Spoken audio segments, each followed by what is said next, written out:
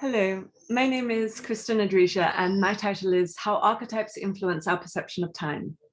Archetypes are a symbolic language of the universe and are a map to help us read life. They are said to be psychic power patterns dwelling in the deeper layers of the unconscious. These universal patterns of power inform us, and these patterns become verbs, not merely nouns, which penetrate and influence the quality of our lives. They enable us to access deeper levels of insight, wisdom, and creative energy that exists beyond the limits of the rational linear mind. They also influence our relationship to time. For example, the victim archetype often time warps us to the past. The mystic has a love affair with the present moment, the eternal now, while the visionary is future-oriented. Archetypes also invite us to align with a timing that doesn't come solely from the mind. A mixture of chronos, quantitative linear time as years, hours, and seconds, kairos, qualitative numinous time as moments, and cosmos, the movement of the planets and the timing and character of historical and future events. Chronos is time as we record and experience it. It's the basis of the word chronological. It's the sequential moments of our lives, the time on your iPhone, dates on calendars, the quantity of it. But Kairos time is more about cosmic timing, about the perfection of moments and the quality and texture and the felt sense of a time period. So how do we experience within ourselves the contrast between time-bound Chronos states and the timelessness of the Kairos dimension? T.S. Eliot wrote, "The historical sense involves the perception, not only of the pastness of the past, but of its presence."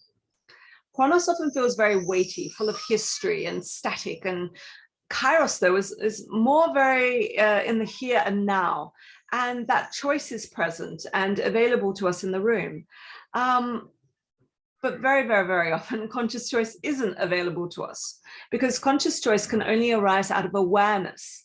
But if we're in the shadow of an archetypal pattern, then the pattern is actually running us. We are no longer the awareness. So, for example, in the shadow, it's playing the victim for positive feedback in the form of pity, or the mystic having a delusional rapport with the divine, or the visionary selling their insights to the highest bidder, or compromising their vision to make it more acceptable. And when we're in the shadow of a pattern, it also changes our relationship to time, because the more weightless we are in our psyche, and the more we can engage in the light attributes of the archetypal patterns, the more we will experience synchronicities. So archetypally in the light, the victim prevents you, me, us, from being victimized or victimizing others.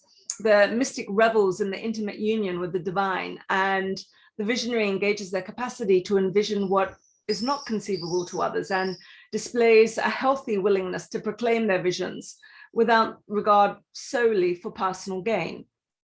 But we're often carrying too much Chronos time in us. We're too heavy, we're too weighted down with excess psychic baggage to be moved at light speed in the light patterns across the chessboard of life.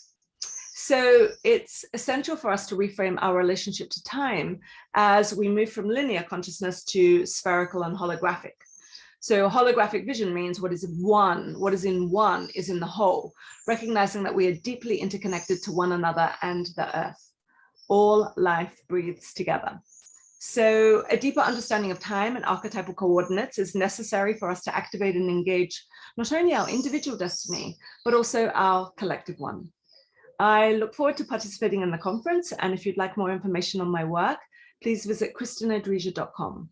That's KRISTINADRYZA.com. Thank you.